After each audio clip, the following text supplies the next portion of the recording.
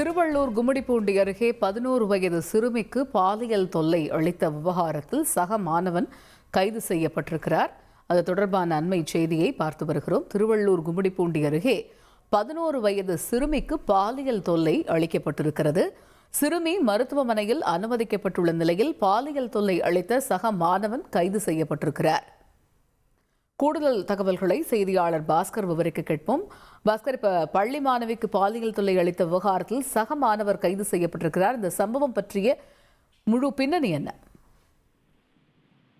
திருவள்ளூர் மாவட்டம் கும்மிடிப்பூண்டியில் உள்ள அரசு பள்ளியில் 7ஆம் வகுப்பு பயிலும் 11 வயது மாணவிக்கு சக மாணவர்கள் ஒருவர் பாலியல் தொல்லை கொடுத்ததாக கூறப்படுகிறது.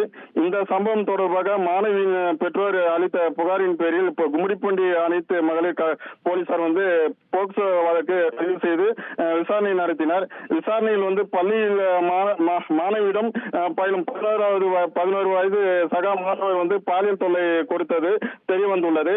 இதனை அடுத்து கும்மிடிப்பூண்டி அனைத்து மகளிர் காவல்துறையினர் 11 வயது சிறுவனை கைது செய்து திருவள்ளூர் மகிழா நீதிமன்றத்தில் ஆஜர்படுத்தினர்.